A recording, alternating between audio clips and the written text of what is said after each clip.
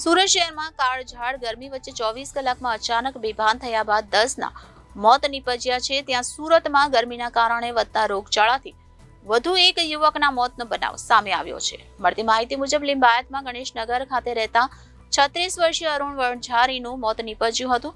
તાવ આવ્યા બાદ યુવકની હાલત નાજુક જણાતા પરિવારજનો આ યુવકને સિવિલ હોસ્પિટલ ખાતે સારવાર અર્થે લઈ આવ્યા હતા, પરંતુ સિવિલ હોસ્પિટલમાં તબીબે તપાસ કર્યા બાદ યુવકને મૃત જણાવ્યો હતો.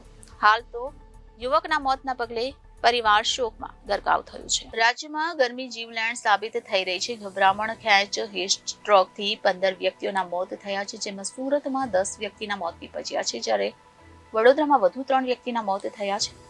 સુરતમાં એકનું હીટ સ્ટ્રોકના કારણે મોત થયું હોવાની આશંકા છે, જ્યારે અન્ય મૃતકોના સેમ્પલ ફોરેન્સિકમાં મોકલાયા છે, જેનો રિપોર્ટ આવ્યા બાદ મોતના ચોક્કસ કારણ સામે આવશે. આ સાથે હીટ વેવની અસરના કારણે સરકારી હોસ્પિટલોમાં 12 વ્યક્તિને સારવાર અપાઈ છે, જેમાં સિવિલ હોસ્પિટલમાં 8 અને સ્મેમ્બર હોસ્પિટલમાં 4 દર્દી નોંધાયા છે. તો બીજી તરફ પાલિકાના અધિકારીનો દાવો છે કે ગરમીથી મોત નથી. સુરતમાં એક જ દિવસમાં 10ના હાર્ટ એટેક અને હીટ વેવના શંકાસ્પદ મોત થયા છે. 4ને હીટ સ્ટ્રોકની શંકા છે, જ્યારે 5 વ્યક્તિઓના હાર્ટ એટેકથી મોત થયાની શંકા છે. આ તમામના સેમ્પલ FSLમાં મોકલ્યા છે. તમામ મૃતકો ગભરામણ પછી બેભાન થયા હતા અને હોસ્પિટલ લઈ ગયા પછી મૃત્યુ થયું હતું.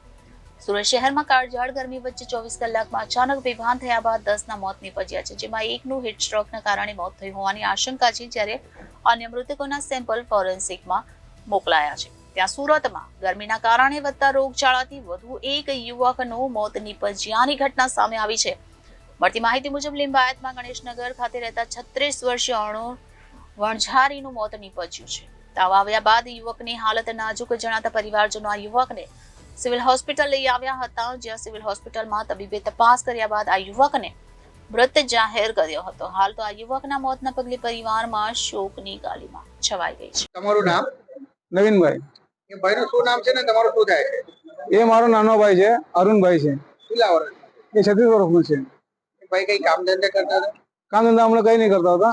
હમણાં ઘેર કેવું હતું એમને? એમને અચાનક તાવ આવી ગયો ને બપોરે તાવ આવ્યો તો મારી છોકરીએ મને ફોન કર્યો કે પપ્પા જલ્દી આવી જાઓ, કાકાને બોટ આવશે ને ખબર નહીં કેવું કરતા છે. તો મેં ડાયરેક્ટ છૂટી લીધી ને ફટાફટ આવી ગયો ઘેરે. ઘેર આવીને જોયો તો એમ શ્વાસ લ્યા કરતા હતા. તો મેં આવીને મારી બેનને ફોન કરાવ્યો. મેં કહું બેટા જલ્દી આવતું જો ભાઈ એને શું થાય છે. હવે એ બેન આવ્યા ને પછી જોયું તો એ ભાઈને બી એને હલાવ્યો કર્યો જ્યાં શ્વાસ લેતો હતો. વાંઠો કરી ચાલ ભાઈ કે હવે દવાખાને લઈ જાઉં. મેં નહીં કે પછી એને પછી મારી બેને 108 ફોન કરાવ્યો મારી પાસે. પછી 108 ને ફોન કરાવ્યો ને અમે 108 કરીને અહીંયા આવ્યો, સિવિલમાં આવ્યો. ડોક્ટરે શું કીધું? ડોક્ટરે ચેકઅપ કર્યું, બધું ચેક કરીને જોયું તો કે ભાઈ ઓફ થઈ ગયા.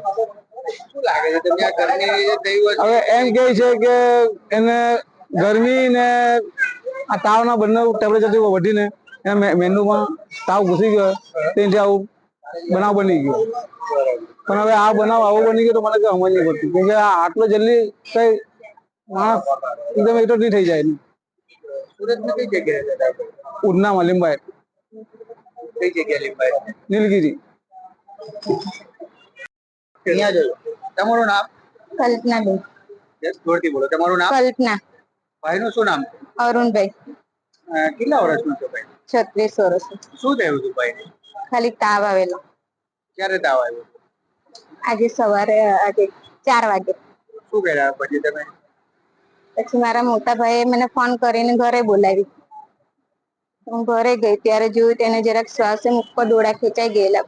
અમે પછી ડોક્ટરને બોલાવ્યા. ડોક્ટરે કીધું કે 108 માં લઈ જા. પછી અહીંયા લાવવાનું ડોક્ટર શું કીધું? ડોક્ટરે ECG કરી ને પછી કીધું કે નથી કઈ.